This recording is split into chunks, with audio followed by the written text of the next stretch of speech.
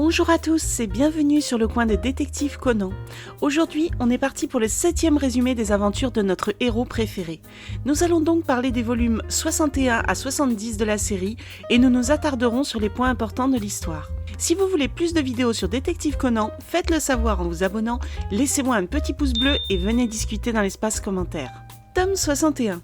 Ce tome s'ouvre avec une affaire qui implique Kaito Kid face à Jirokichi, l'oncle de Sonoko.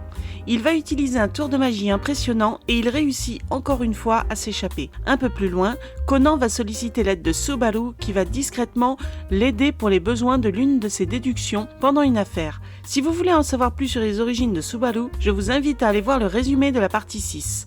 Conan va plus tard se rappeler que Rena Mizunashi, alias Kir, un agent de la CIA infiltré dans l'organisation, a prévenu le FBI qu'un certain Bourbon, spécialisé dans la traque et la collecte d'informations, a commencé à se mettre en action. Ensuite, Ran se rend avec Sonoko au manoir des Kudo pour l'entretenir et elle va tomber sur Subaru qui occupe désormais les lieux. Mais elle va l'attaquer en le prenant pour un intrus, ne sachant pas qu'il habite temporairement ici. Ran sera très étonnée car elle ne va pas sentir l'impact de son coup de pied. On peut en effet supposer que Subaru a sciemment reculé afin d'éviter de finir KO. Heureusement, Conan l'appelle pour dissiper le malentendu. Il lui dira que Shinichi est au courant, mais qu'il souhaite simplement que l'on ne parle pas trop de lui en présence de Subaru qui pourrait fouiller dans ses affaires en apprenant qu'il vit dans le manoir d'un détective lycéen disparu. C'est la raison pour laquelle Ran évoquera Shinichi sous le nom de Kinichi, essayant de faire croire à Subaru qu'il était un étudiant ordinaire. Ran va partir au plus vite en ayant une très mauvaise impression d'Okiya. Finalement, le hasard va faire que Subaru et Conan vont s'occuper d'une nouvelle affaire en parallèle, ce qui sera l'occasion de découvrir qu'ils ont des capacités de déduction et des connaissances égales. On verra aussi Subaru déguster tranquillement un verre de Bourbon, qui est aussi le nom du nouveau membre en noir en action. Tome 62. Dans ce tome, on retrouve avec plaisir Eri Kisaki qui va résoudre une enquête avec Conan. Malheureusement, un nouveau quiproquo va avoir lieu avec son mari, cette dernière pensant qu'il drague d'autres femmes. Plus tard, Conan va tomber malade et Agasa va lui donner un médicament, sauf qu'il l'a confondu avec un prototype de Aibara. Cette gélule permet à Conan de redevenir Shinichi 24 heures, mais à chaque prise, il développe des anticorps et sera adulte moins longtemps. C'est d'ailleurs ce qui lui arrive. Heureusement, Aibara, qui a été mise au courant par Hattori, vient lui sauver la mise et alors qu'il redevient Conan, elle lui fournit une gélule en cachette, ce qui lui permet de maintenir son secret. D'ailleurs, pour ne pas que la disparition du petit garçon éveille les soupçons, Eiji avait fait croire en amont que Conan était rentré sur Tokyo en train pour soigner son rhume. Tome 63. Malheureusement, l'effet de l'antidote se dissipe. Shinichi essaie de se cacher de Ran, mais elle s'accroche à lui. Heureusement, Aibara, qui était non loin, endort la karatéka avec la monte hypodermique, ce qui permet à notre héros de rajeunir pendant que Ran est assoupi. Ran sera surprise en revoyant Conan, mais il expliquera que comme il allait mieux, il a décidé de les rejoindre.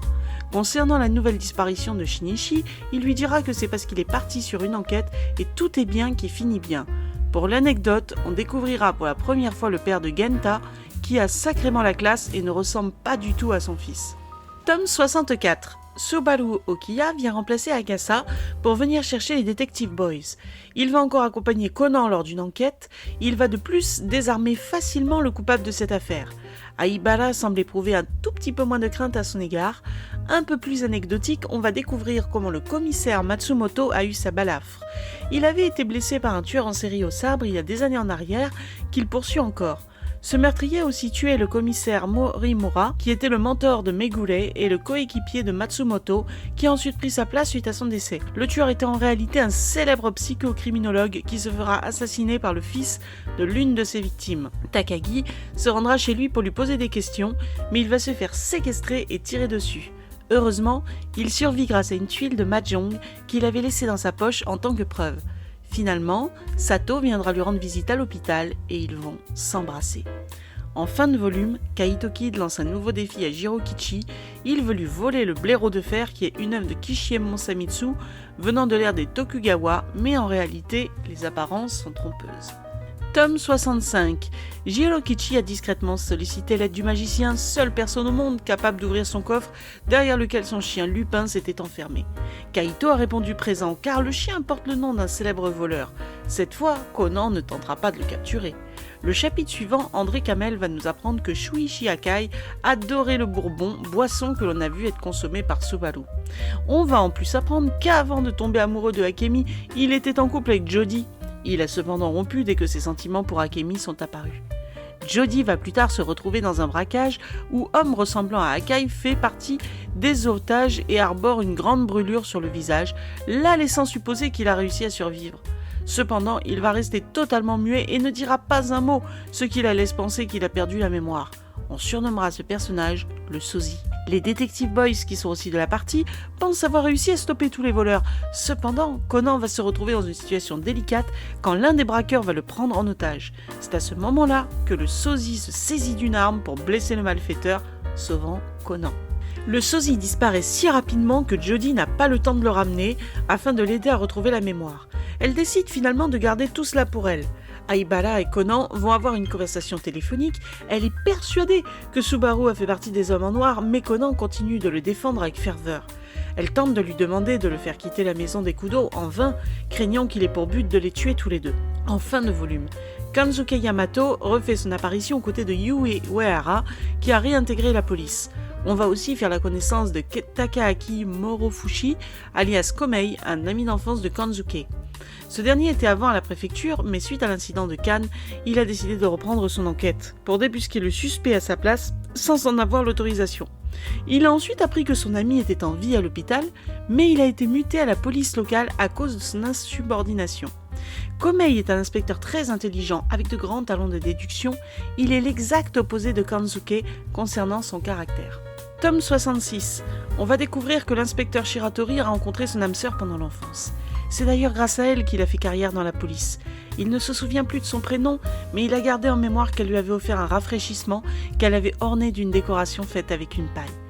Il sera troublé quand la jeune Ayumi lui offrira un bracelet avec la même forme pour lui remonter le moral. Celle qui lui a appris cela, c'est sa maîtresse, mademoiselle Kobayashi. Par contre, Kobayashi ignore encore la réelle identité de Shiratori. Tome 67. Les Detective Boys vont apprendre à Conan que lors de l'affaire du hold-up du volume 65, il y avait parmi les clients le sosie qu'ils avaient vu pendant le détournement du bus du volume 29, ce qui interpelle notre détective. Le chapitre suivant, c'est Vodka qui en parlera à Jin. Alors qu'il regardait la télé, il est tombé sur une rediffusion concernant le braquage et il a vu le sosie parmi les otages libérés. Jin lui demande de convoquer Kir car il a des doutes sur son allégeance. Un peu plus tard, Conan, Kogoro et Ran ont rendez-vous au centre commercial avec un client. Ils vont croiser Jody avec Kamel qui demande des renseignements à une vendeuse sur une casquette en édition limitée, celle-là même que portait le sosie durant le braquage. Cependant, la vendeuse ne se souvient pas d'un homme brûlé au visage, lui en ayant acheté une. Ensuite, Jody va leur expliquer qu'elle est encore au Japon, car elle a des enquêtes à résoudre et elle en profite pour présenter Kamel. Conan va à son tour interroger la vendeuse pour savoir ce que Jody lui voulait et il va comprendre qu'elle cherchait à avoir des renseignements concernant le sosie. Quelques instants plus tard, c'est Subaru Okiya qui vient interroger à la vendeuse, mais on ne saura pas à quel sujet. De son côté, Kamel est aux toilettes et il va voir à son tour le sosie. Il le perd rapidement de vue. Jody boit un rafraîchissement et va se rendre compte que quelque chose a été glissé sous son verre. Un message d'avertissement lui conseille de fuir au plus vite et elle est persuadée que c'est Akai qui le lui a laissé. Jody va quitter la cafétéria et le caissier va lui confirmer que le sosie est sorti il y a peu de temps. Kamel lui confirmera qu'il l'a aussi vu. Elle expliquera qu'elle n'a rien dit car elle n'était sûre de rien et que le sosie semblait avoir perdu la mémoire et la parole. Mais Kamel se demande s'il ne s'agit pas d'un piège des hommes en noir afin qu'ils baissent leur garde. Pourtant, Jody est persuadée que c'est lui et qu'il a retrouvé la mémoire à cause du message d'avertissement qu'il lui a laissé. Mais elle ne peut pas le chercher car les CRS sont présents à cause d'une alerte à la bombe et limitent leurs recherches. À l'extérieur, l'organisation est déjà présente et Chianti guette l'arrivée du sosie afin de l'éliminer. Jin, quant à lui, tient Kir en joue, prête à la tuer si jamais il s'avère que le sosie est le vrai Akai. Quand on lui explique qu'elle a tué Akai devant ses yeux, Jin lui rétorquera que tout ce qu'il a vu s'est passé derrière un écran, ce qui remet tout en doute. Il pense qu'elle aurait pu utiliser un subterfuge pour feindre sa mort, ce à quoi elle réplique que, quand elle lui a tiré dans la tête, le sang a giclé. De plus, c'est Jin qui lui a intimé l'ordre de viser la tête et de donner comme point de rendez-vous le col de Raya, le tout sous sa surveillance. Elle continue en arguant qu'il lui était impossible de les trahir. Pourtant, l'idée que son ennemi soit vivant réjouit Jin, qui pourrait l'abattre de lui-même. Il ordonne à Vodka de se rapprocher du centre commercial pour voir de plus près le sosie. Mais Korn appelle Vodka pour le prévenir de la présence de nombreux CRS et de démineurs. Gene est ravi de la situation car il sait que même si c'est la panique en cas d'explosion, Chianti sera capable de le tuer facilement car il sera coincé dans une marée humaine.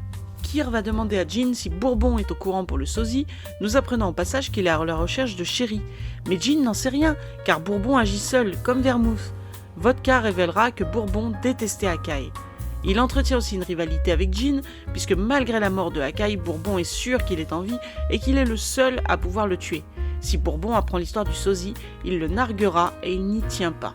De leur côté, Ran, Kogoro et Conan vont gérer la menace à la bombe. Quant à Jodie, elle va entendre un homme discuter avec son ami qui est retenu à l'étage de la bombe. Il va lui envoyer une photo sur laquelle elle verra le sosie. Parmi les otages, Subaru va aussi remarquer le sosie. Ce dernier va sentir son regard sur lui, mais l'étudiant va se cacher dans la foule. Subaru va ensuite voir la Porsche de Gene et il va remarquer la présence de Chianti à la fenêtre. Peu de temps après, Kogoro va recevoir un message qui contient la même déduction que celle que Conan vient de faire en endormant Kogoro pour arrêter le coupable de la menace à la bombe. Il va faire sonner l'expéditeur et il s'agit d'un client lambda du magasin qui avait prêté son téléphone au sosie. Conan part à sa poursuite mais se fait stopper par Jodie. Elle l'informe du message qu'elle a eu sous son dessous de verre. Par contre, Kamel va les avertir qu'ils sont en danger car il a vu lui aussi les hommes en noir. Jodie se précipite pour avertir le sosie du danger. Hélas, avec le monde, il ne l'entend pas et elle va bousculer Subaru qui se trouvait là. Chianti finit par avoir le sosie dans son viseur, mais Vermouth apparaît soudainement et parle à Gene. Tout ce que l'on saura de cette conversation, c'est que Vermouth a eu une autorisation du boss et qu'il ne veut prendre aucun risque. Mais le sosie va voir Chianti et lui adresse un sourire. Elle panique et dit à ses camarades qu'elle a été repérée. Mais au même instant, tous les clients retournent dans le magasin et la snipeuse perd sa cible de vue. Finalement, Gene ordonne de se replier et semble être agacé par les agissements d'une personne qu'il va comparer à Sherlock Holmes et nous n'en saurons pas plus. Concernant le retour des clients dans le magasin, c'est Conan qui l'a généré en prétendant qu'il y avait de super bons d'achat à récupérer. Subaru justifiera sa présence en disant qu'il devait aller à la banque de Teito, qui est près du centre commercial de Beika. C'est d'ailleurs la première fois que Kogoro le rencontre. Le détective lui fera remarquer que le banque Teito est éloigné de son domicile. Subaru dira ne pas en être un client. Il est en fait venu car, suite à la rediffusion du reportage sur le braquage, il a aperçu un ami qu'il pensait être client de cette banque. Il en a déduit qu'il habitait peut-être dans les environs et le recherche. Il précisera qu'il a cru le voir dans le magasin, mais que ce n'était lui. Il parle évidemment du sosie de Akai. En fin de volume, Mademoiselle Kobayashi va croiser l'inspecteur Sato et se rendre compte qu'elle se ressemble. Elle sera très gênée en apprenant que Shiratori a été amoureux d'elle, pensant qu'il se tourne vers elle uniquement pour sa ressemblance. Tome 68. Heureusement, Mademoiselle Kobayashi va se souvenir que Shiratori est le petit garçon dont elle était amoureuse et celui-ci lui déclarera l'avoir aimé en première. Plus tard dans ce volume, Kogoro va offrir un cadeau d'anniversaire à Eri, ce qui la touchera énormément.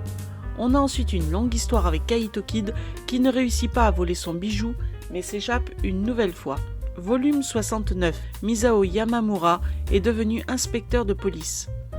Volume 70. Le personnage de Phantom Lady est évoqué. Il s'agit en réalité de Shikage Kuroba, la mère de Kaito Kid. Cette fois, Conan laissera son rival partir sans faire d'histoire, car il a révélé aux yeux de tous une immense escroquerie. Et voilà, vous savez désormais ce qu'il se passe dans les volumes 61 à 70 des détectives Conan. Je travaille déjà sur le prochain résumé, mais je ne peux pas vous donner de date précise, si ce n'est qu'il sortira dès que possible. Je vous dis à très bientôt pour une prochaine vidéo sur Conan.